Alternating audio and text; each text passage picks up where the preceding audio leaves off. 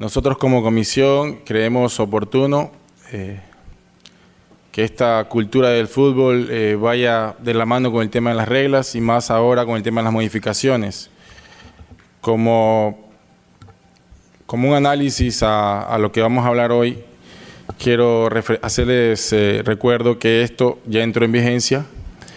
Lo tuvimos en el Mundial de Polonia. ¿Polonia fue? Sí, tuvimos el Mundial de Polonia. Anterior a eso, las mujeres, previo al Mundial de Francia, tuvieron un campeonato en Qatar, en donde se trabajó ya con esto. No fue fácil ni para las árbitras ni para los jugadores, pero siempre el IFAB o la FIFA trata de tener este tipo de campeonatos para cuando ya se pase a limpio, como ellos dicen, en torneos oficiales como la Copa América y torneos mundiales de mayores, no haya ningún tipo de problemas. Hoy vamos a tener la participación casi total de Marlon y de Franklin, que nos van a ayudar acá. Cualquier pregunta, por favor, que sea del tema que estamos topando para que esto se vaya desarrollando de una mejor manera. Reglas de juego 2019-2020. Durante la asamblea se adoptaron esta serie de cambios para la edición 2019-2020 de las reglas de juego que persiguen los objetivos principales de las estrategias del fair play, mejorar la conducta de los jugadores y fomentar el respeto, así como aumentar el tiempo efectivo de juego y hacer que el fútbol sea más justo y atractivo. Puede consultarse la redacción exacta de los cambios en el documento del apoyo de las reglas de juego 2020-2019 en cambios y modificaciones. Todos los cambios son obligatorios para los partidos amistosos y oficiales que se disputen con la posterioridad al 1 de junio de 2019 en las competiciones que comiencen antes del 1 de junio del 2019. La introducción de los cambios podrá realizarse de inmediato o retrasarse como máximo hasta el inicio de la próxima edición de la competición. Empezamos regla número 3, el número de jugadores. El jugador que vaya a ser sustituido recibirá el permiso del árbitro para salir del terreno de juego, a menos que ya se encuentre fuera del mismo, y abandonará por un punto más cercano de la línea delimitatoria del campo, salvo que el árbitro le indique que salga directamente por la línea central o por otro punto, por ejemplo, por razones de seguridad o por lesión. Deberá dirigirse inmediatamente al área técnica o a los vestuarios en el caso de que sea expulsado. En cada uno de los párrafos o de las reglas tenemos ejemplos puntuales de análisis para que lo tengan más claro y si alguien tiene un tipo de duda, la podamos aclarar. Ejemplo número 1. Podemos observar claramente en este procedimiento de sustitución que el árbitro adoptará lo que dice la regla. En cuanto al jugador que va a ser sustituido, tiene que abandonar el terreno de juego por la parte más cercana.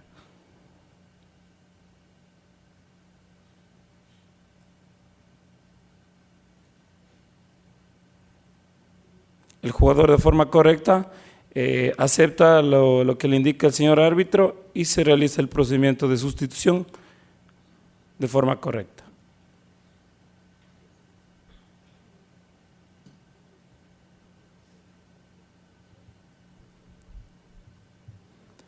Segundo ejemplo,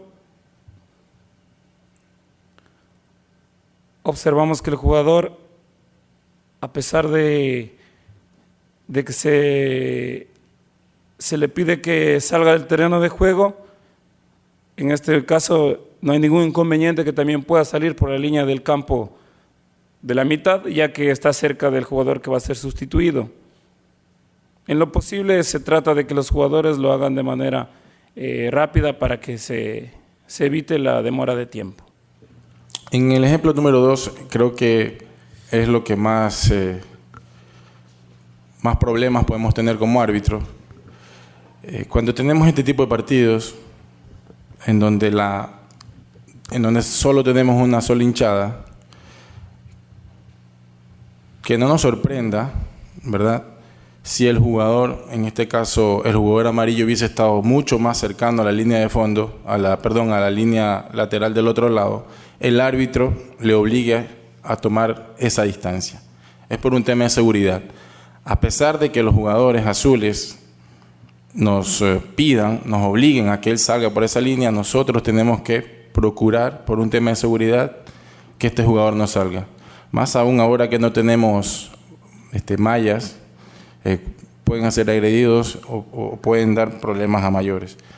Esto para aclararlo, si en caso vemos nosotros en un partido en donde el árbitro no utiliza la lógica, por decirlo de alguna manera, y obliga al jugador a salir por el lado de su banca. ¿Está bien? ¿Tiene micrófono? ¿Tiene micrófono para los...?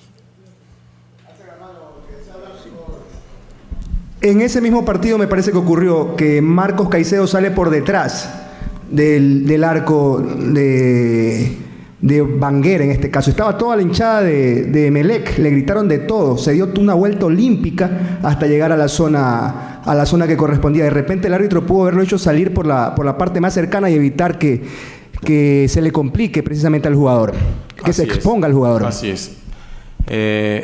Eso tendría que hacer el árbitro normalmente, pero le digo, es una cuestión de seguridad.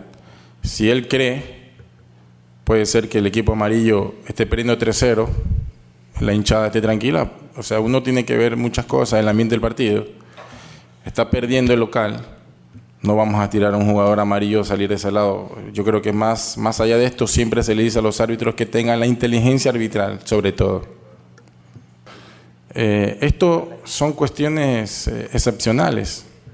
Tendremos partidos donde no tengamos hinchada de ese lado y el jugador quiera quemarnos tiempo, tiene que salir por allá. Son casos excepcionales nada más, y la norma acá es tener la menor cantidad de tiempo fuera. O sea, queremos más minutos, y si nos damos cuenta al final de los partidos, hace 2 o 3 años las adiciones de los árbitros en el primer tiempo era de 1 y en el segundo tiempo era de 3. Eso era, así el jugador 5 minutos allá. Ahora vemos que generalmente están dando de 3 a 5 minutos las adiciones, y es porque el IFAB recomendó que le demos más minutos al juego. Siga, Marlon. Buenos días. Continuando, regla 4, el equipamiento de los jugadores. Colores. Camisetas interiores. Podrán ser de varios colores o motivos.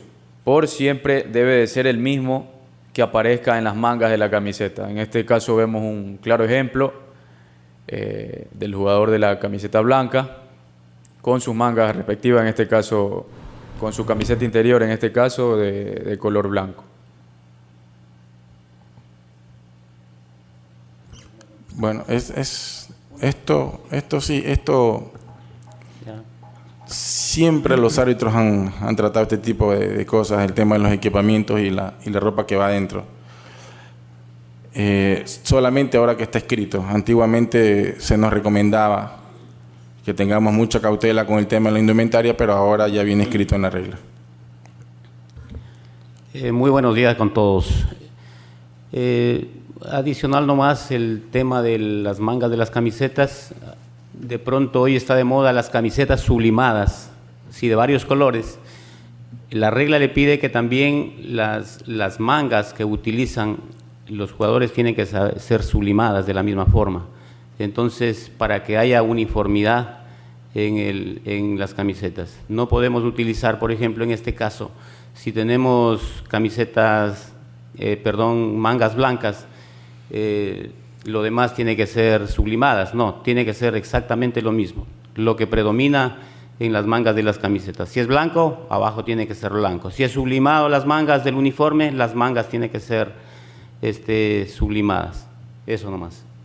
No sé, ¿alguna consulta ahí? De pronto. Continuamos.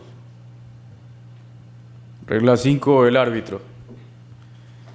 Las medidas disciplinarias. Tomará medidas contra los miembros del cuerpo técnico que no actúen de forma responsable y podrá apercibirlos, amonestación con una tarjeta amarilla o incluso mostrarles una tarjeta roja y expulsarlos del terreno de juego o de sus inmediaciones, incluida del área técnica.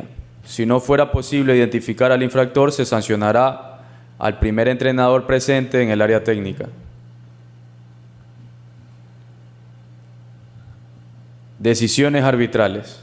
Por lo general, las siguientes infracciones tendrán como resultado una advertencia.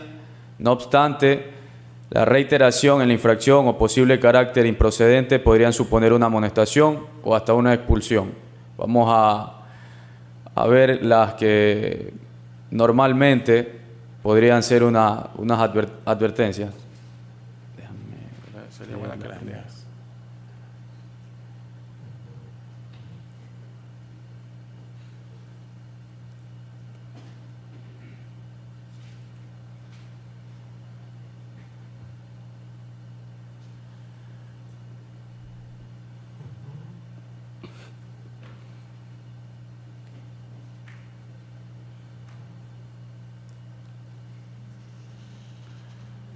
Bueno, ahí veíamos un ejemplo. En el tema de advertencia, vamos a leer las que comúnmente se den o pueden ser más claras, porque en realidad, como saben, en el partido pueden suceder el sinnúmero de situaciones por las cuales se deba advertir. Entrar en el terreno de juego de manera respetuosa y pacífica.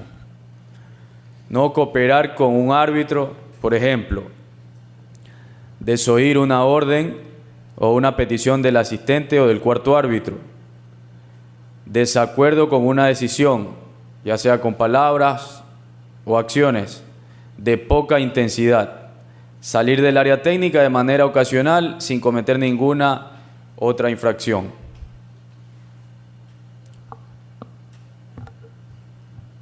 El tema de las amonestaciones.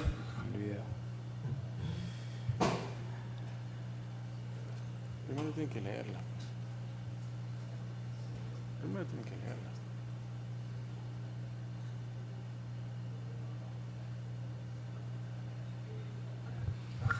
Entre las infracciones merecedoras de una amonestación se incluyen las siguientes: no respetar de manera obvia o persistente los límites del área técnica de su equipo, que fue uno de los ejemplos que vimos en el video; retrasar la reanudación del juego cuando le corresponde hacerlo a su equipo; entrar de manera premeditada al área técnica del equipo adversario, sin ánimo de confrontación; mostrar desaprobación con palabras o acciones, por ejemplo, lanzando o golpeando con los pies botellas u otros objetos; gesticular o proceder de forma provocativa o exaltada; pedir con gestos exagerados o de manera insistente que se muestre tarjeta; repetir de forma insistente el gesto de revisión de VAR. Expulsión.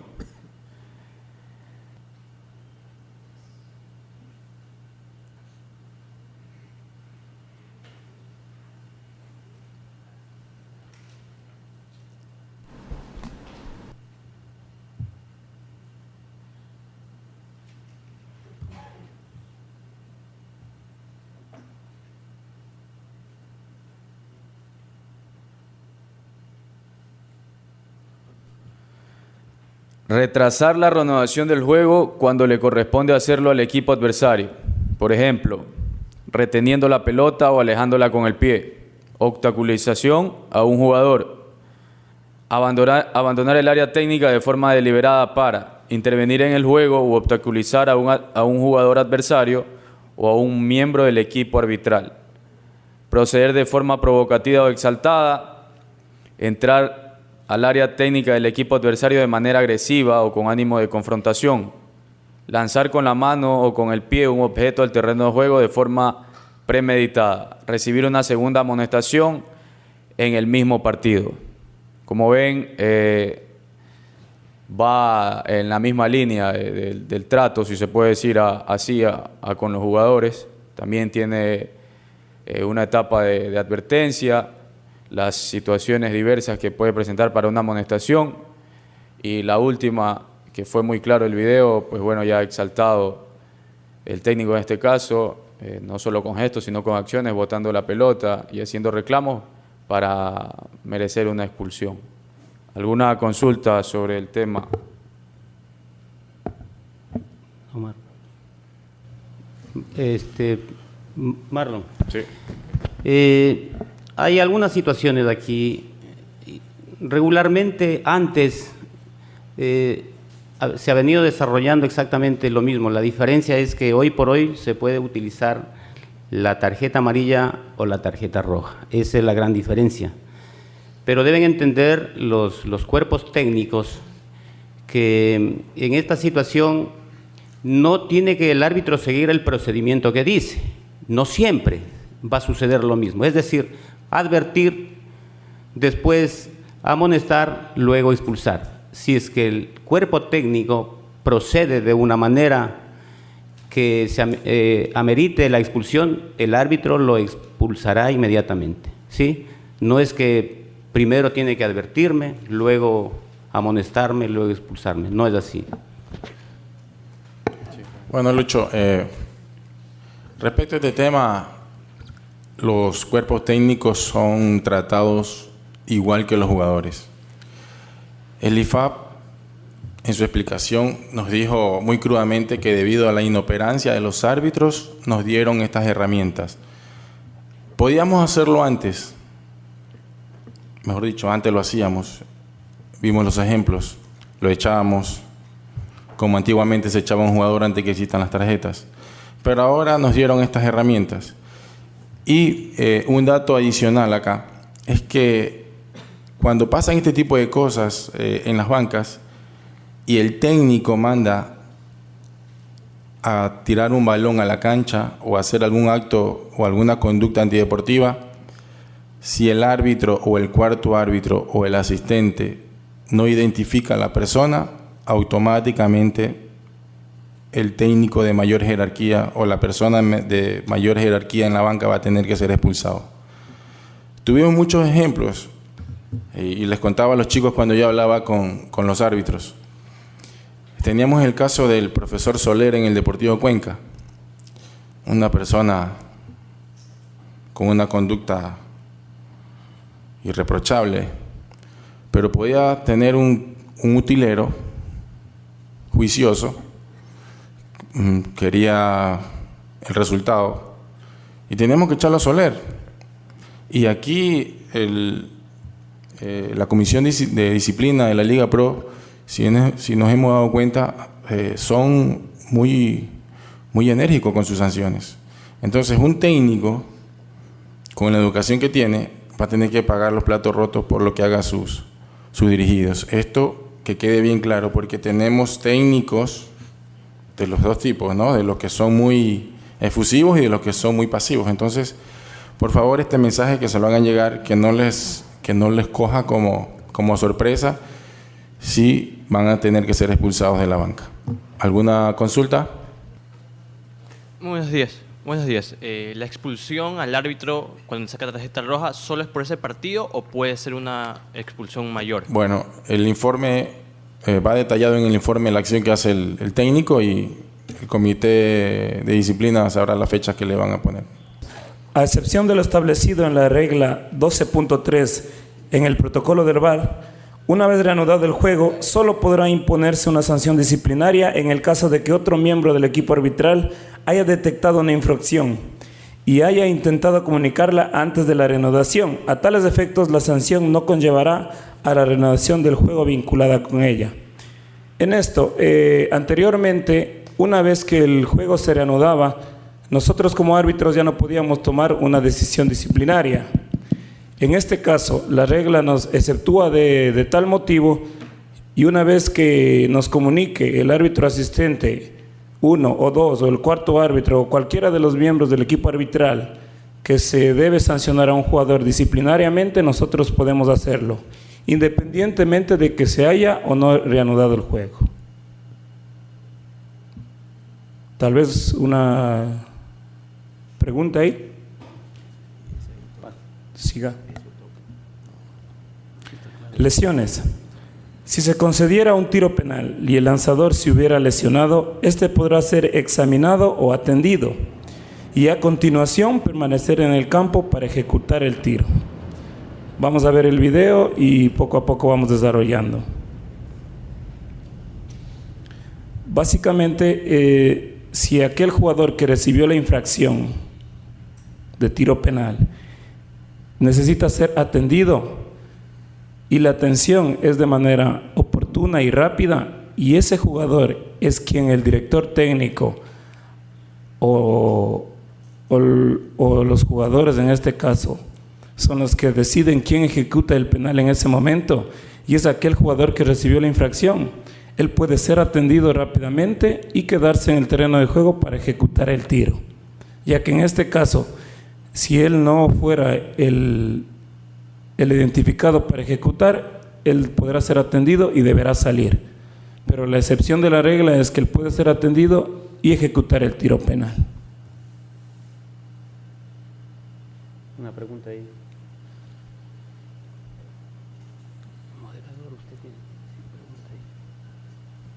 Muy buenos días. La consulta es si en este caso no se considera que también el jugador que recibe la falta no estaría también quemando tiempo, porque, o sea, tranquilamente pudiera cobrar otro jugador si es que el árbitro considera que tiene que darle continuidad al juego. ¿Cómo determinar esa diferencia si entre el jugador lesionado está o no lesionado o está quemando tiempo? Muchas gracias. Específicamente va a depender de cómo dé lectura el árbitro al juego en ese momento. Si el árbitro percibe que ese jugador está siendo beneficiado y quiere demorar el juego, pues obviamente tendrá que hacerle salir y que el que ejecute el tiro sea otro jugador. Dependerá mucho de la situación de juego, de cómo está el marcador y todas las situaciones, para que los árbitros en este caso puedan aplicar de manera correcta. Profe, buen día. En ese aspecto, ¿usted cómo va a saber que va a cobrar? ¿Se lo conversa con el jugador? ¿Tú vas a ejecutar el tiro penal? ¿Cosas así? Claro, inmediatamente, si se ha producido este tipo de situaciones, la inteligencia del árbitro en este caso será el de consultarle al jugador si necesita atención y posterior a eso preguntarle si es que él va a ser el que ejecute el tiro, para tener en cuenta esta situación. ¿Alguien más? Sigamos. Regla número 7, la duración del partido. La recuperación del tiempo perdido. Aquí tenemos en letras pequeñas una explicación de la diferencia entre las pausas de rehidratación y las pausas de refresco. Las pausas por motivos médicos autorizadas por reglamento de la competición, es decir, las pausas de rehidratación no son superiores a 1 minuto y las pausas de refresco entre 90 segundos y 3 minutos. La verdad que aquí más o menos ya ingresa el reglamento de competición de Liga Pro en nuestro caso, conjuntamente con los médicos de cada uno de los equipos que se reúnan y tengan esto ya establecido, que en determinadas canchas del país se pueda realizar, para que a tales efectos los árbitros tengamos conocimientos e independientemente de resultados o de cómo se esté dando el juego, nosotros, como está establecido en el reglamento de competición, nosotros debemos hacerlo, aplicarlo de manera correcta. ¿Podemos ver un ejemplo?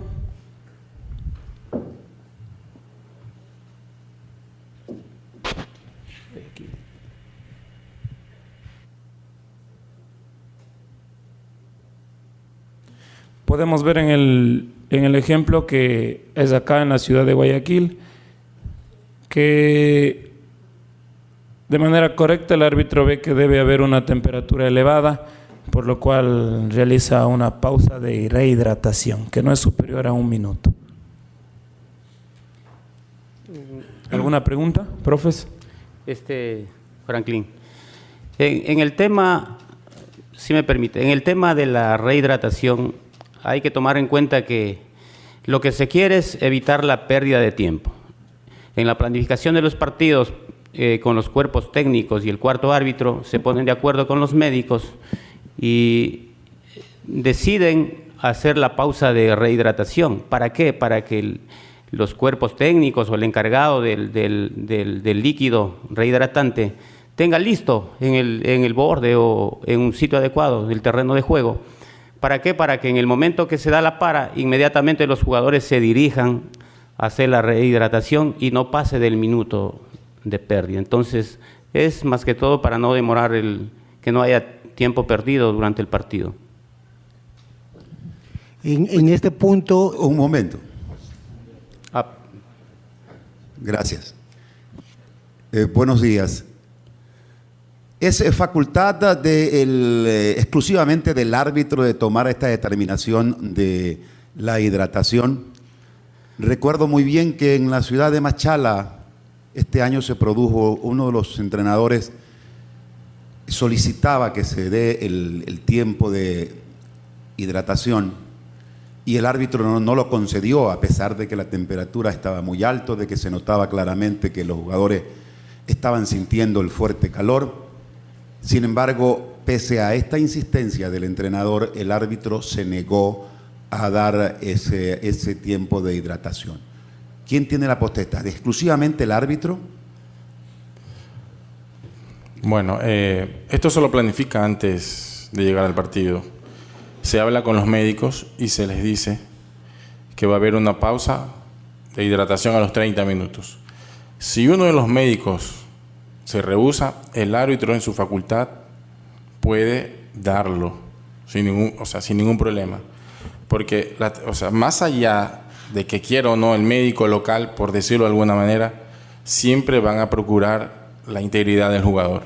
Y si la temperatura, cuando hacemos canchas aquí en la costa o en la sierra, en horas donde no se puede jugar y el clima no nos ayuda, el árbitro tiene que avisarles a los médicos de que va a haber esta pausa. Y aclararlo también, que en nuestro país tenemos pausa de hidratación, no tenemos pausa de refresco. La pausa de refresco se da generalmente en torneos o en países donde los climas son mucho más difíciles. Entonces, la organización, conjuntamente con médicos de la FIFA, saben que en el minuto 30 vamos a tener una para. Creo que lo vivimos ahora en un torneo sub-17 o en el sub-20 en Perú, en Chile, en donde todos los partidos reglamentariamente teníamos que parar el juego. Ahora, que no nos asombre, porque la regla habla de los 2 tiempos y nosotros hemos acostumbrado a darlo solo en un solo tiempo. O sea, si el partido empieza a las 2 de la tarde, 3 de la tarde, y a los 30, de los 25 a 30 tenemos que pararlo, al segundo tiempo tenemos que hacerlo exactamente igual. Lamentablemente, lo digo así, nuestra idiosincrasia o nuestra cultura prioriza más el resultado del partido. Entonces, cuando uno siente que un equipo va perdiendo, no nos piden ese minuto de hidratación. Entonces uno tiene que verse en la obligación de decirle, ¿sabes qué? Vamos a tener. Y los árbitros lo tienen ahora, claro. ¿Sabes que si vamos a dar hidratación, va a tener, y los médicos y el técnico va a tener que saber que va a ser en los 2 tiempos esta pausa, no solo en un tiempo? Nada más para aclararle estas cosas. ya, casi mi pregunta iba por ese lado, pero quiero profundizar más. Ya que no se puede hacer, una o más de 2 veces, ¿ya? Bajo una planificación. En los torneos de segunda categoría especialmente, casi no hay eso, sin planificación, simplemente te para el partido porque el árbitro piensa que ese momento te para a los 40 minutos, te para al segundo tiempo, no te da. Entonces, yo creo que debe haber una regla para esto, porque si no tenemos una regla y asume el arbitraje o asume el médico, van a querer tomarse ese punto para resultados. En la regla está. Creo que si podemos bajar el librito de la FIFA, ahí está. Les dice los tiempos y cuándo debe ser. Si claramente habla de los 25 a 30 y en los 2 tiempos. Es la recomendación de FIFA, que generalmente es una obligación para nosotros.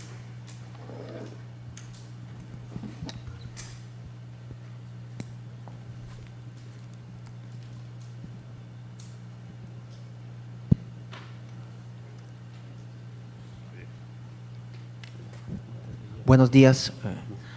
Algo que no lo tengo claro y lo escuché, Omar.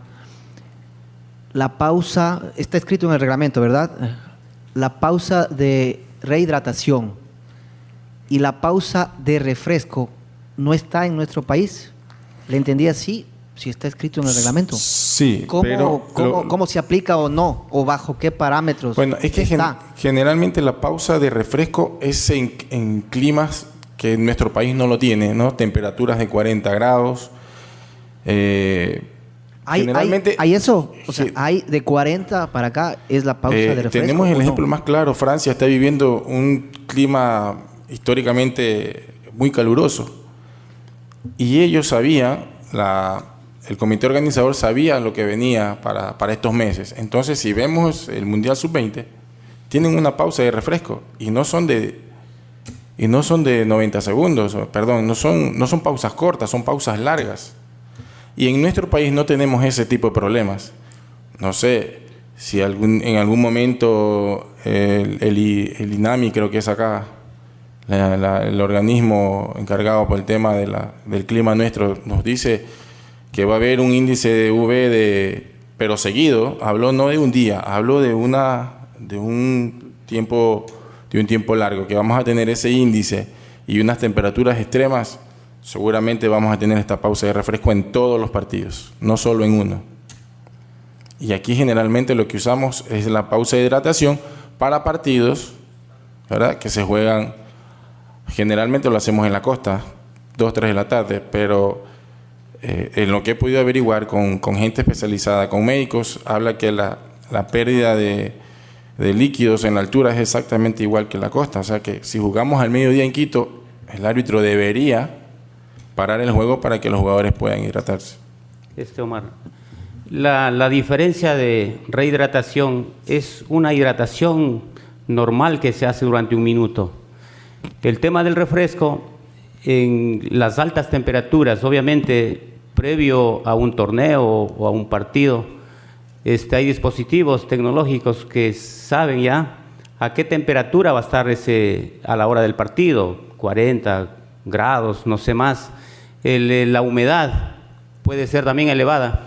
Entonces, le dan la pausa de refresco, es para bajar la temperatura corporal del deportista. Esa es la diferencia. Por eso le dan 1,5 minutos a 3 para que el jugador pueda recuperar la temperatura corporal por las altas temperaturas. Entonces, más o menos esa es la diferencia, que aquí en el Ecuador no se ha hecho la pausa de refresco, sino solamente la pausa de rehidratación.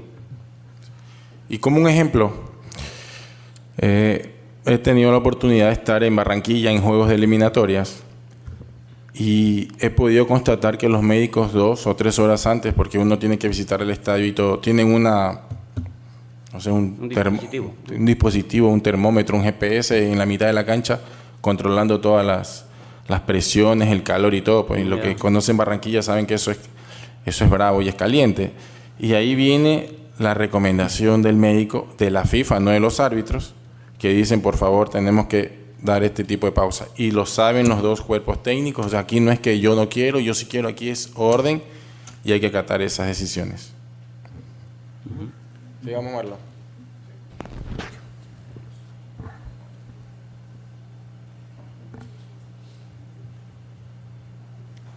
Regla 8, el inicio y la reanudación del juego. El saque inicial, su procedimiento. El equipo que gane el sorteo del campo podrá también optar a realizar el saque de centro.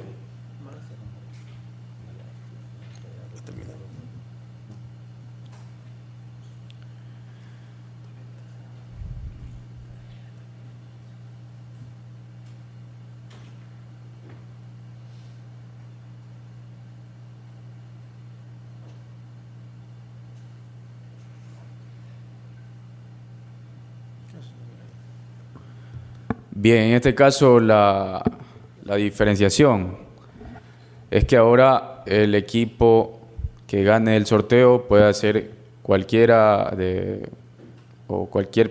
petición, ¿no? El balón, el saque, o a su vez indicar qué dirección desea atacar. Porque anteriormente solo estaba que el que ganaba el sorteo indicaba lo que quería, en este caso para dónde atacar o qué campo utilizar. Pues ahora puede hacer uso de cualquiera de las dos.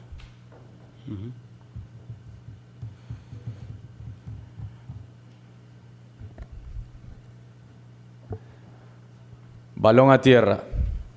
Balón a tierra para el guardameta. Si el juego se detuviera en el área penal o para un jugador del último equipo, en tocar el balón en el lugar donde se haya producido el último contacto, el resto de jugadores de ambos equipos deberá mantener una distancia mínima de 4 metros.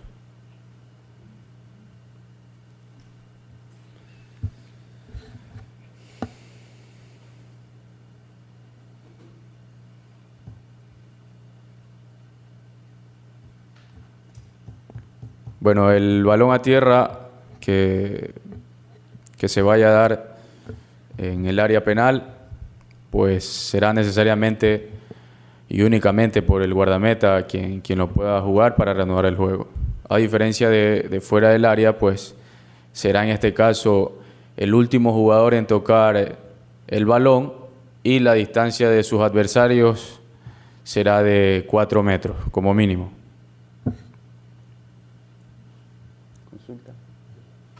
Bueno, aquí ya no hay la disputa, ¿no? La famosa disputa de un balón a tierra ya no va a haber más. Lo aclaró Marlon, el último jugador en tocar el balón es el que se le da la pelota, y en el caso de los porteros, automáticamente el balón es el portero. Se ha hablado mucho con los árbitros respecto a este tema, porque el tema balón a tierra es un poco complicado. Y vuelvo y repito y retomo esta palabrita de la inteligencia arbitral, saber en qué momento parar la pelota, en qué momento parar el balón, para que al jugador o el equipo que tenía en posesión sea el beneficiado al final, nada más. ¿Alguna consulta? No.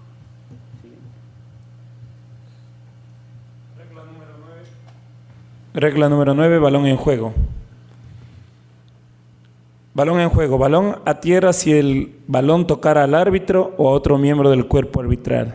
Tenemos 3 opciones de las que pueden darse en el juego, en las cuales el árbitro deberá tomar un tipo de reanudación diferente. La primera, que un equipo inicie un ataque prometedor. La segunda, o el balón entre directamente en la portería. La tercera, el equipo en posesión del balón cambie. En todos los casos anteriores el juego se reanudará con un balón a tierra. Tenemos 2 ejemplos. Ejemplo 1.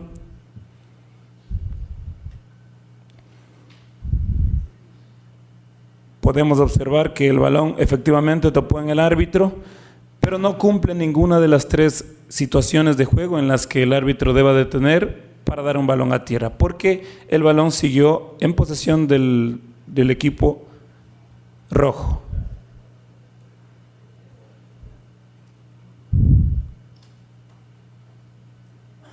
Acá,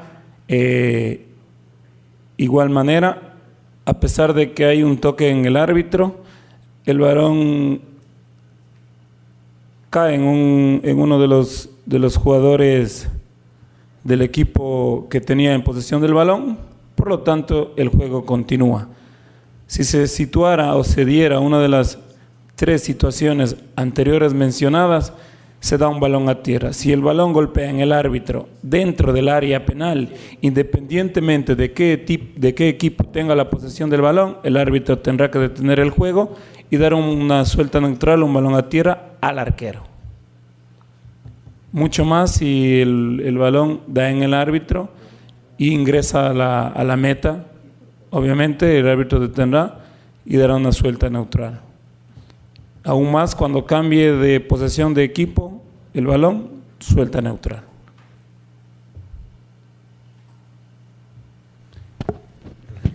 ¿Alguna aclaración, chicos? Disculpe que lo trate de chicos. ¿Alguna pregunta? No siempre que el balón toque al árbitro va a ser balón a tierra, ya lo explicó Franklin.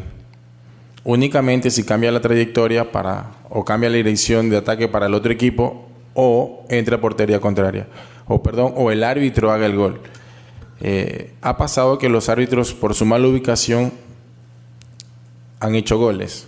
Entonces, una de estas cosas es que los árbitros no se vean inmersos en anotaciones para equipos. Entonces, automáticamente vamos a tener un balón neutral acá.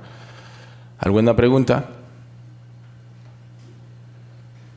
Bueno, los árbitros preguntaron bastante, le digo, bastante preguntaron los árbitros.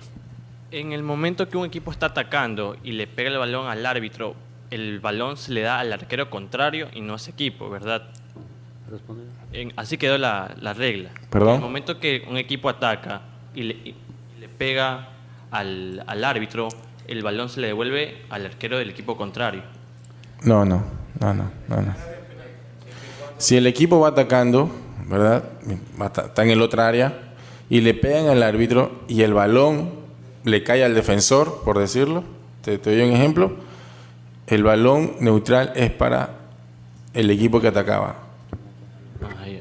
Sí.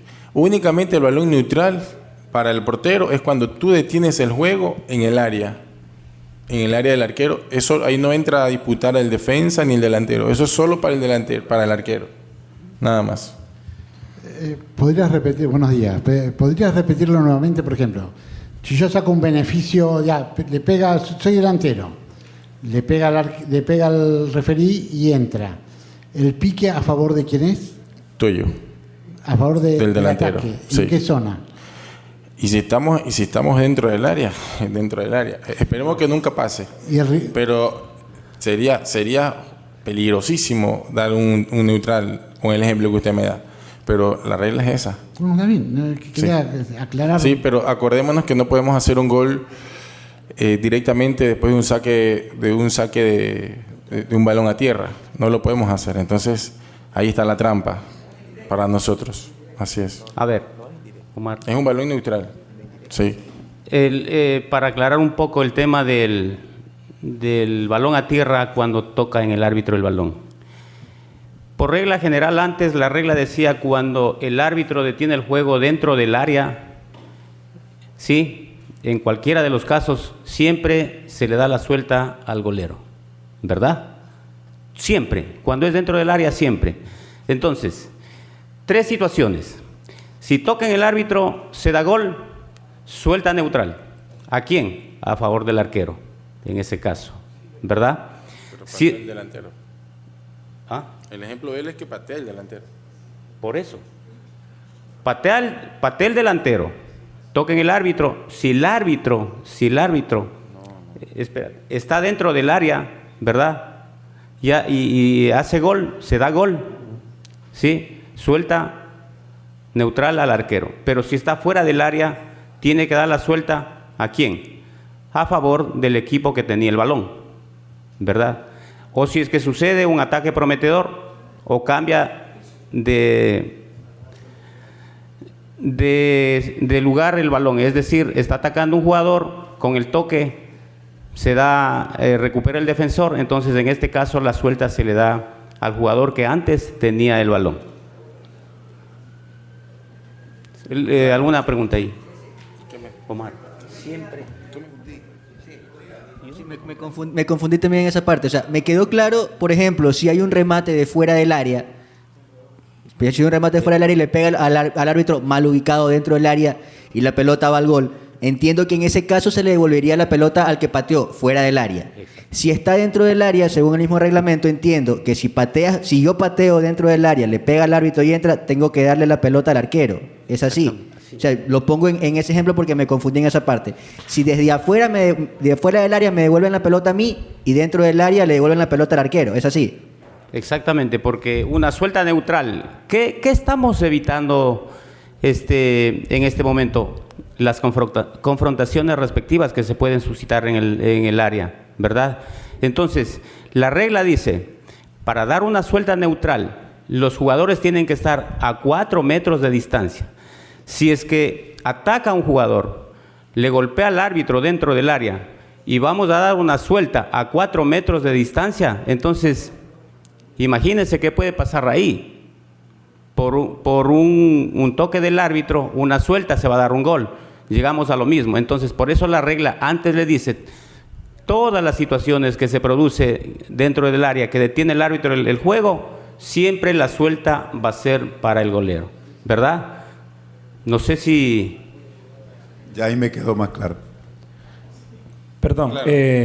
También podemos darnos cuenta que con esto de la suelta neutral ya se elimina el fair play en cuanto a situaciones que los jugadores, por A o B circunstancias, se les daba el balón para que hagan el fair play y ellos procedían a atacar y se daban muchas situaciones de confrontación. Entonces, con esta regla ahora ya se puede evitar cualquier tipo de esas situaciones.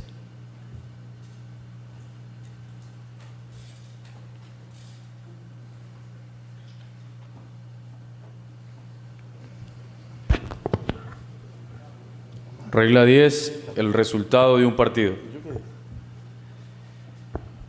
El guardameta no podrá marcar un gol en la portería contraria directamente lanzado el balón con la mano, con el fin de conseguir mayor claridad y coherencia. Se ajusta a esta norma de acuerdo al nuevo enfoque de las manos en la consecución de goles.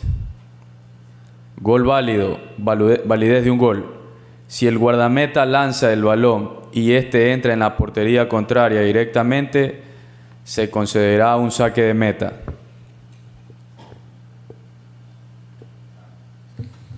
¿Alguna consulta a ese tema? Sí. Sí, aquí nos estamos adelantando al tema de las manos. Antiguamente un portero podría haber hecho un gol con la mano de arco a arco, no sé, alguna vez se habrá visto. Pero ahora queda totalmente anulado eso. No hay consideraciones para las manos. Más podría haber pasado algún momento, o puede pasar por temas de temporal, un ventarrón, lo que sea, puede ayudar para que llegue el balón de arco a arco con la mano. No más, creo. Puede pasar. Pero la regla, de todas maneras, previene, identifica esto y queda claro para que pueda tomar decisiones del árbitro.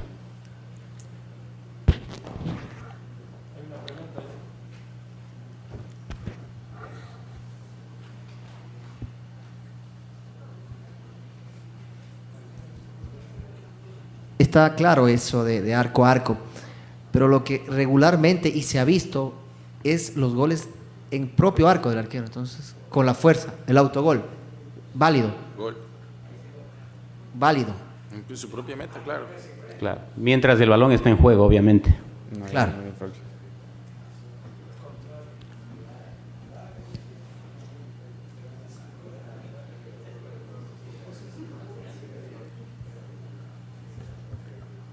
Regla número 12, faltas y conducta incorrecta. Tocar el balón con la mano. Para mayor claridad y coherencia, se ha reformulado el texto relativo a la infracción por mano. Ahora, se dan instrucciones claras para penalizar o no la acción de tocar el balón con la mano de forma involuntaria. Tocar el balón con la mano. Cometerá infracción el jugador que toque el balón con la mano de manera voluntaria, con la mano o el brazo, incluido el movimiento en dirección al balón con estas partes del cuerpo. Recupere la posesión del balón después de que éste toque en la mano o el brazo, para luego marcar un gol en la portería adversaria y también generar una ocasión de gol. Marque gol en la portería adversaria directamente con la mano o el brazo, incluso si la acción se produjo accidentalmente, incluido el guardameta. Puntualiza la acción anterior que mencionábamos, el guardameta, que ya no podrá hacer un gol directamente con la mano lanzándolo, ¿no? Normalmente, en el fútbol esto es gol, ¿o no? ¿Ah? Yo pregunto, ¿es gol o no es gol? Esta regla es nueva, este tema de modificaciones es nuevo. Antiguamente, hace 2 meses, las consideraciones eran para los delanteros y para los defensores. Ahora solo las consideraciones son para los defensores. Vuelvo y pregunto, esta acción hace 4 meses atrás, ¿gol o no gol? Yo le pregunto a un jugador, a Jimmy, que está acá, Jimmy, ¿el delantero quiso meter la mano para hacer el gol? ¿Gol o no gol, Jimmy? Gol. Entonces, este tema, el IFAP creyó conveniente de que generan un impacto visual televisivo al ver... ¿Puedes pararla un poco antes? Regresale un toque. Bueno, para gente, el IFAP lo que nos supo decir es que televisivamente esto genera un impacto. Al final es una mano. La gente que no sabe de fútbol, usted le pone la imagen en su teléfono y le dice mano.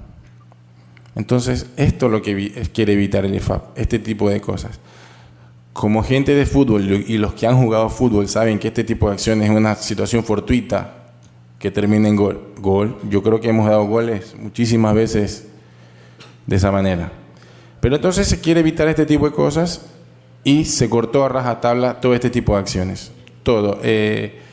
Ya no vamos a tener goles con manos. Peor aún, manos que vengan o crean un contragolpe, se la va a tener que pitar. Ya no va a entrar el tema de la situación de la voluntariedad y que nosotros la tenemos como deliberada. O sea, esto ya es de hecho, se picta, es factual. Ya no tenemos que estar pensando. Nos hicieron fácil la vida acá. Pero para el defensor, sí tenemos pues que estar a la antigua. El defensor puede tener la mano aquí, en el área, y le pega aquí. Mano, no mano, no mano. O sea, para el defensor cambia, para el delantero no cambia. Perdón, al revés. Para el defensor sigue igual y para el delantero cambia todo. ¿Está bien? ¿Está claro? Todavía tenemos que hablar más de la mano, ¿no? Sí, hay una pregunta. Tenemos más. Sí, sigue, Marlon. Sigue, el tema de las manos. Tocar el balón con la mano. Por norma general, cometerá infracción el jugador que toque el balón con la mano o el brazo cuando la mano o el brazo se posesionan de manera antinatural y consiguen que el cuerpo ocupe más espacio. La mano o el brazo se sitúan por encima de la altura del hombro o más allá de este, a menos que se juegue primeramente el balón y luego toque este en la mano o el brazo.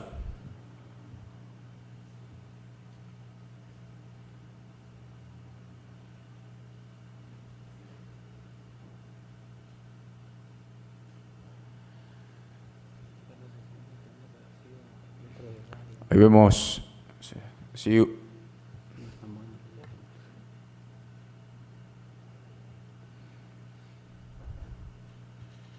Vemos un ejemplo del primer punto que hablaba cuando la mano hace un movimiento y termina ocupando el cuerpo más espacio para poder tocar con la mano el balón.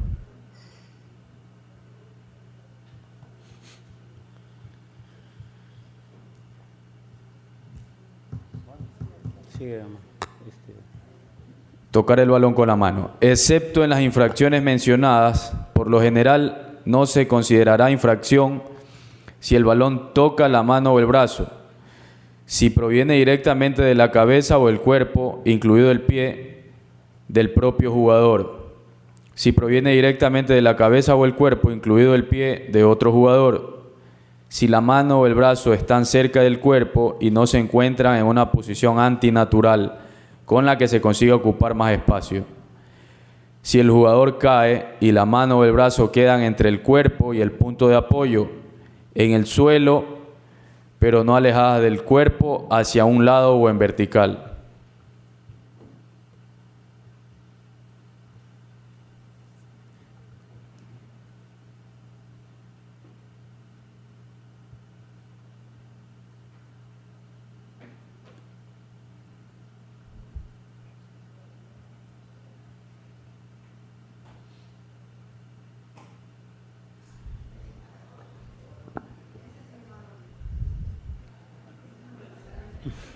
Otro ejemplo con las características que mencionaba la consideración anterior, de que el balón está en una posición natural y aparte está por encima del hombro.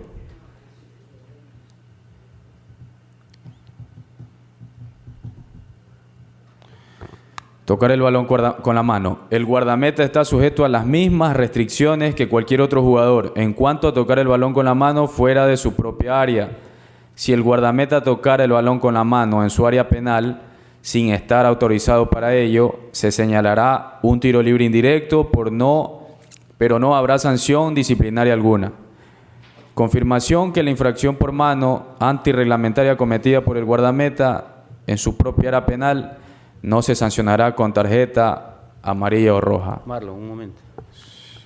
El tema de tocar el balón con las manos. Miren que en las modificaciones de la regla ya no habla de mano intencional, sino de una posición antinatural, ¿sí? Se acabó, porque es subjetivo el tema de intencionalidad, ¿sí? Para unos sí, para otros no. Pero el tema físico ya es totalmente diferente, lo natural con lo antinatural, ¿verdad? Para todos los delanteros, la mano es mano y se acabó. No hay consideraciones. Hay que analizar una serie de consideraciones. Si la posición es antinatural, ocupa más espacio, es un tema físico, ya no de intencionalidad. No sé. Tiro libre indirecto. Se considera un tiro libre indirecto si un guardameta cometiera una de las siguientes infracciones dentro de su propia área. Tocar el balón con la mano o los brazos, a menos que el guardameta haya golpeado con el pie el balón claramente o lo haya intentado con el fin de ponerlo en juego después de que un compañero se lo haya cedido con el pie, lo haya recibido directamente de un saque de banda para su equipo.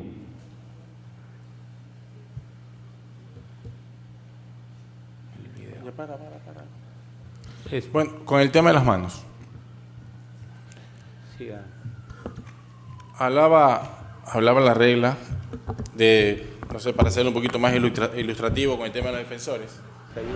Puede venir precedido por un golpe previo del cuerpo de ya no es sanción. Aquí probablemente nos entre alguna controversia, pero la regla habla de cuando la mano viene precedida por cualquier parte de nuestro cuerpo, ya deja de ser sancionada. Pasa en el caso de los defensores, con el tema de las barridas generalmente en las áreas y la mano queda en el piso. Pero aquí hay una diferencia, porque puedo tener yo la mano en el piso, ¿verdad? Pero esta mano puede estar a la altura de... No sé si pueden notar.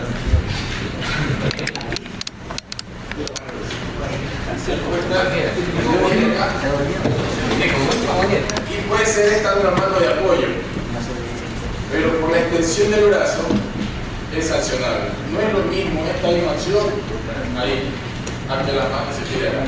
Los árbitros tienen que saber discernir en su momento todo este tipo de acciones. Los porteros habla de que no se le puede devolver la pelota, eso ha sido siempre. Ahora no solamente, pero también hay una salvedad. Los porteros se caracterizan, lo digo de alguna manera, por jugar mal con los pies. Un poco los porteros que juegan bien con los pies y los árbitros lo saben. Entonces se han visto casos en donde le dan al portero, el defensor le da, le quiere patear y se le pasa por el medio de las piernas. ¿Verdad? Se le pasa y la bola va a entrar. Y la regla habla de que él no puede tocarla. Entonces él puede tocar y sacarla o cogerla, que no hay ningún tipo de sanción. Yo no, hablo de una jugada cualquiera. Yo soy defensor, ¿verdad? Estamos en movimiento. Estamos jugando. Yo soy defensor, golero. Este es el área. Quiero patear y se me va. Y yo en mi reacción la quiero sacar porque ya va a entrar al arco.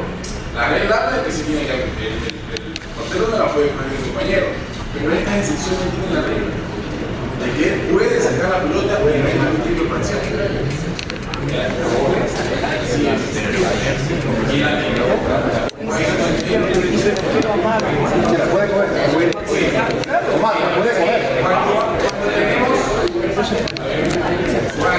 Cuando nosotros tenemos un mal rechazo del portero por una acción de sacarlo o jugarla y se le pasa, el portero puede jugar la pelota. La puede tocar. La puede jugar. Pero la puede coger, puede agarrar. A ver, es que si la bola va a entrar, probablemente sea un brazo que lo saca. O si la agarra, no hay problema. No hay problema, se nos pita. Se sabe el juego. No es lo mismo que yo se la dé y él la coja. Ahí se pita. Eso es otra cosa. Siempre la regla habla, tenemos al inicio, tenemos el espíritu de la regla, el espíritu del fútbol. Tenemos dentro del IFAP gente, futbolistas, exfutbolistas, que nos ayudan a hacer esto, porque no es lo mismo ver el fútbol como árbitro a ver el fútbol como jugador. No sé si me voy a entender. Hay cosas que los jugadores dicen, si yo lo que quise fue hacer esto, pero la regla me dice, no, yo tengo que hacer esto. Entonces ahí tenemos ese tipo de confrontación.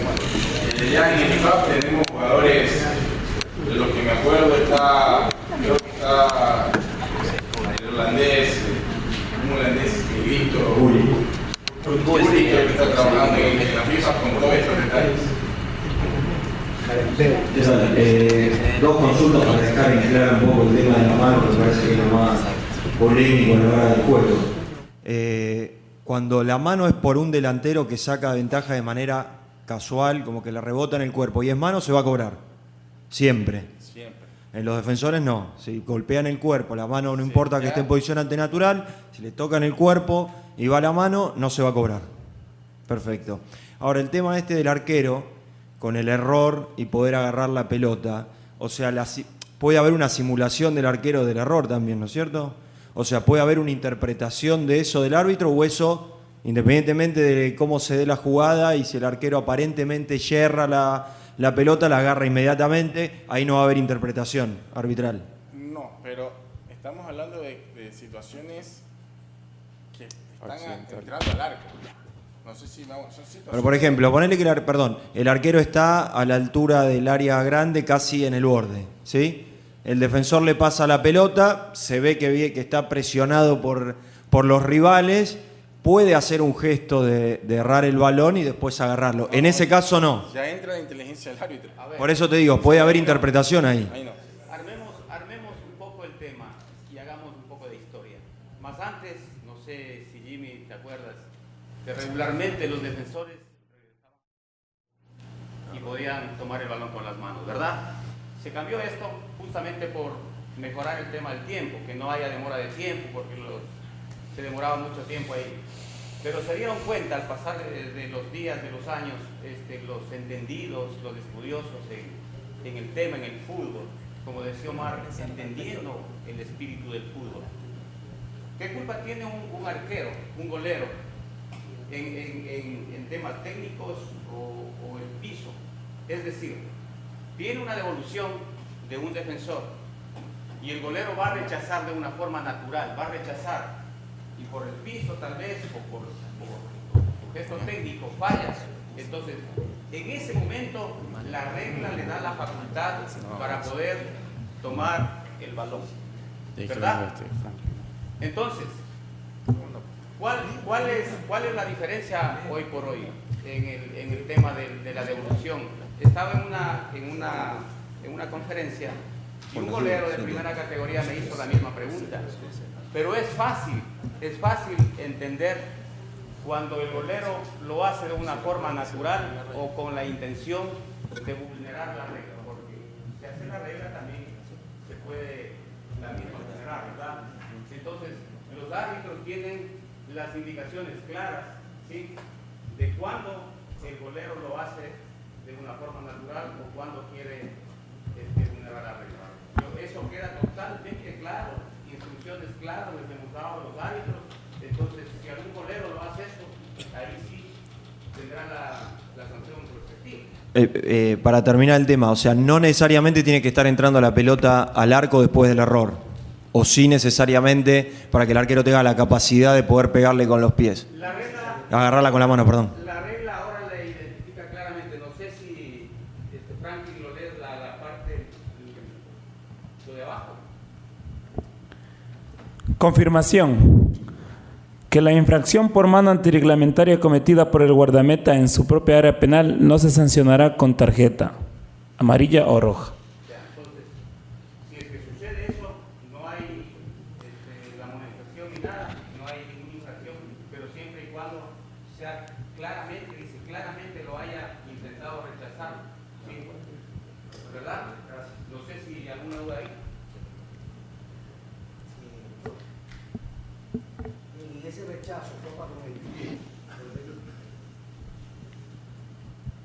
Profe, buenos días. ¿Qué pasa en el caso de que usted decía que si el arquero se equivoca y toma el balón con la mano, igual aplica los 6 segundos en que tiene que volver a poner en juego la bola o tiene que jugarla enseguida? No, si es que lo devuelve, toma el balón con las manos, se sanciona. ¿No? Sigue siendo lo mismo, eso no ha cambiado. Es una excepción. Esto es una excepción cuando el golero quiera rechazarlo, intenta rechazarlo, pero por cuestiones, ya digo, técnicas o del piso, no lo hace correctamente, no puede rechazarlo y se da cuenta que no lo pudo hacer, entonces tiene la posibilidad de tomarlo el balón con las manos. Entonces, los árbitros, eso digo, tienen instrucciones claras. Y aplica los 6 segundos para poder volver a poner en juego el balón. Profe, sí. No. La Sí, regla... Perdón, profe. Es una... No ha cambiado nada, es una continuación normal de juego ahí. Ok. Sí. Algo me quería preguntar. En caso de que este rechazo topa el balón con el pie, pero no sale hacia adelante, sino sale a un costado, puede coger con la mano el arquero por mal rechazo. Claro, eso es la excepción. Por eso digo, lo puede cuando... Que quede claro. Lo devuelve de un saque de banda o un defensor al golero, ¿verdad? Él lo va a rechazar de una forma natural, que sea claro, ¿ya? Claramente. Pero se da cuenta que lo falló, o sea, lo falló el golero. Ahí tiene la posibilidad. No, tiene la posibilidad del golero de coger el balón con las manos. Eso es todo. Eso dice la regla, es una excepción nada más. Necesario mantener el brazo levantado en tiros libres defensivos. Lo nombraba como ejemplo la reanudación de un fuera de juego, que es donde no hay una posibilidad a que haya un grado de confusión en los jugadores, identificando al árbitro que es un tiro libre indirecto y levantando su brazo. A diferencia así cuando sea un tiro frontal al arco, un poco más cerca a la meta donde hay una posibilidad de marcar un gol. Infracciones y sanciones. Si el equipo que defiende ejecutará un tiro libre dentro de su área penal y algún adversario se halla todavía dentro de dicha área debido a que no tuvo tiempo de salir, el árbitro permitirá que el juego continúe. Si un adversario que se encuentra en el área penal cuando se ejecuta un tiro libre o que entra en ella antes de que el balón esté en juego para tocarla o disputarla el balón, antes que esté en juego, se repetirá el tiro. Tiros libres a favor del equipo que defiende dentro de su área penal, el balón estará en juego una vez que haya sido golpeado y se mueva con claridad. Además, no será necesario que salga del área penal. Esta reanudación va con similitud a la reanudación del saque de meta. Si se da el caso de que el equipo defensor quiera jugar el balón rápidamente y si haya un atacante o atacantes dentro del área penal, podrá ejecutarse, siempre y cuando no entre en disputa aquel jugador que está dentro del área y no cause ningún impacto al ejecutor.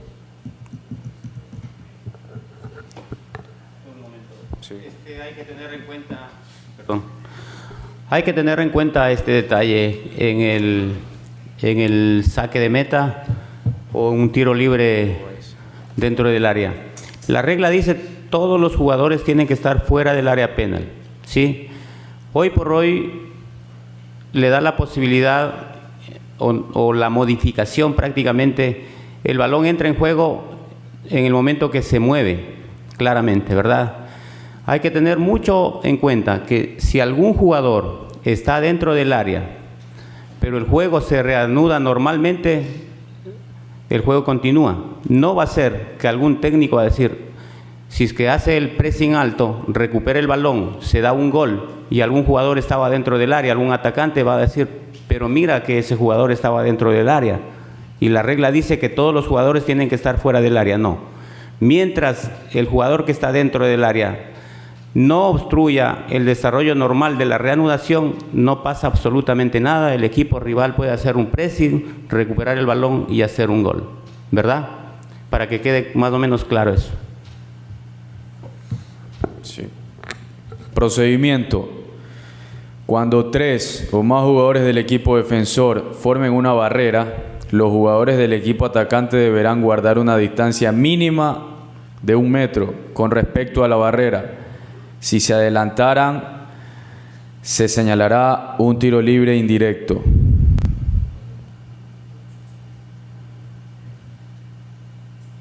Bueno, está el ejemplo ahí de que hay más de 3 jugadores, una barrera más extensa, a la cual el equipo adversario o el equipo de los compañeros del ejecutor deben de estar a 1 metro de distancia de la barrera, ya sea al costado, la parte de adelante o en la parte de atrás, a 1 metro de la barrera.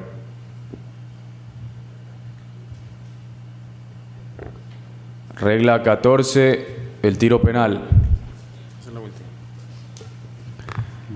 Los postes, el travesaño y las redes no pueden estar en movimiento durante la ejecución de un tiro penal y el guardameta no podrá tocarlos ni agitarlos.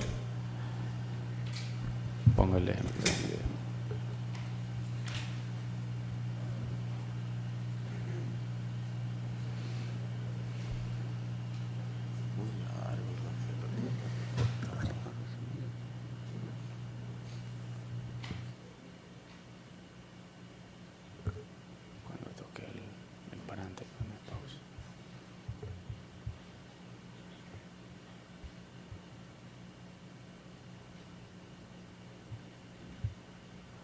Eso es lo que no puede hacer ahora el guardameta, o no pueden estar en movimiento en las redes, ni en este caso el travesaño, ¿no? O los postes del arco. Por un tema de seguridad también se deberá esperar a que no estén o queden en movimiento ni las redes, ni el travesaño, ni los verticales del arco. El guardameta debe tener al menos parte de un pie en contacto directo con la línea de meta o sobre esta en el momento en que el lanzador golpee el balón. Además, no puede situarse por detrás de la línea.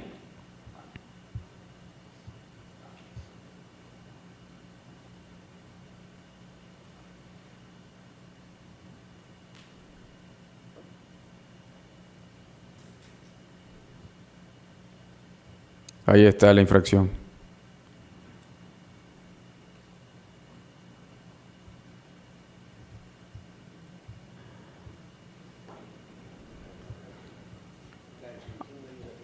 Cuando el ejecutor esté en contacto con el balón, el guardameta aún debe de tener contacto ya sea sobre la línea o por aire con la línea de meta.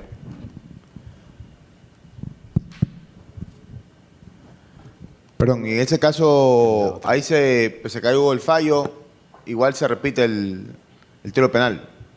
Así es, en ese momento se tendrá que repetir el saque. Consulta.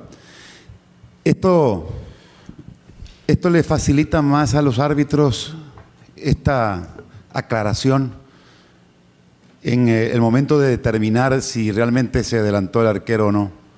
Esto de mantener el pie sobre la línea.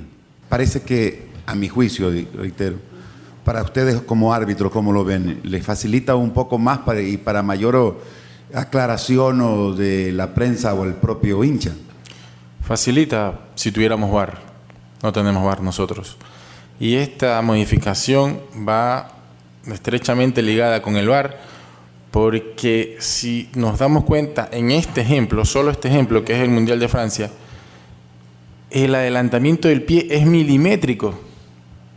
Vamos a ver, creo que en la última toma está la... Sí. Ahí tiró la línea el VAR. Y dijo, mira, no tiene uno de sus pies no está ni encima ni siquiera tocándola. Entonces, uno como árbitro, ¿usted cree que uno pueda ver ese detallito? Es prácticamente imposible para los humanos saber si fue en el momento que pateó y el pie estuvo en la línea. Es difícil. Esto va mucho más ligado a un tema de VAR para los árbitros y es mucho más fácil, como usted dice, ¿no? Ya hay uno... Pero caso contrario lo cuestiona más al árbitro entonces. Sí, digamos que sí. Porque después vendrán las repeticiones 10 veces. No la pisó la línea. Entonces, en nuestro campeonato... El árbitro es desgraciado, se equivocó. En nuestro campeonato, téngalo por seguro que vamos a tener este tipo de polémicas. Y van a decir, mira, se salió y lo tapó. Claro. Porque son cosas muy finas.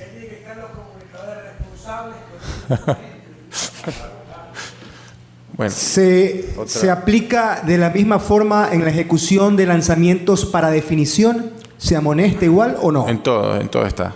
Si repite, está amonestado, doble amarilla y se expulsa. ¿Quién sustituiría en este caso? ¿Cómo lo reglamenta? Y bueno, ya no estamos yendo a otro tema, pero podría un jugador de campo podría ocupar el puesto de compañero de los que está participando. También ahora, gracias. Hay casos también en que el ejecutor, en lugar de patear directamente desde el punto, hace un pase al compañero. Al momento de hacer el pase, hasta ahí se toma en cuenta que tenga el pie en la línea, me imagino. Hasta ese momento. Y ahí ya lo que remate, ya se puede salir todo lo que quiera. Es así. Ok, gracias.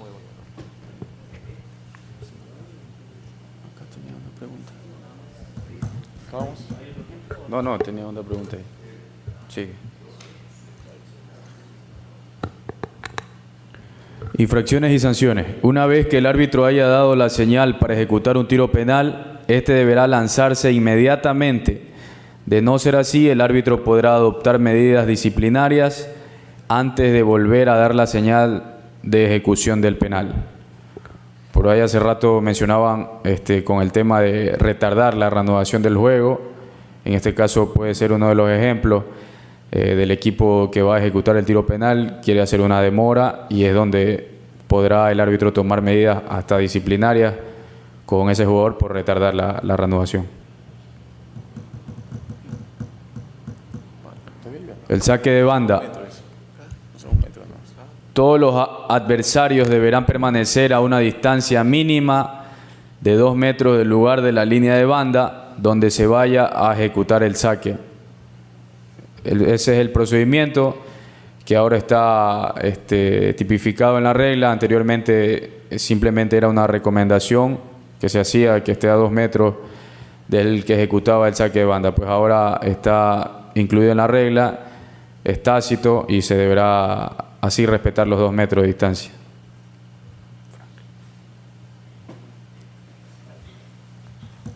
¿Terminamos? Una cosita, no. Una cosa, estrictamente lo que hoy hemos revisado son las modificaciones. ¿Sí? ¿Cuál es la siguiente? Bueno, pero no es por demás aclarar que no hay más modificaciones, no hay más cambios, son lo que hoy hemos revisado, que se va a aplicar o ya se está aplicando en los diferentes torneos a nivel nacional y a nivel mundial también. Saque de meta. Procedimiento. El balón deberá estar inmóvil y un jugador del equipo defensor lo pateará desde cualquier punto del área de meta. Segundo, el balón estará en juego en el momento en que haya sido pateado y esté claramente en movimiento. Tercero, los adversarios deberán permanecer fuera del área penal hasta que el balón... Primero, reanudación. Con esto me ayuda a que la reanudación sea más dinámica y constructiva para el juego, haya mucho menos pérdidas de tiempo y se evita de que un defensa que jugó premeditadamente el balón en el área penal, el árbitro lo tenga que hacer repetir. Entonces ahora es para priorizar el juego en sí.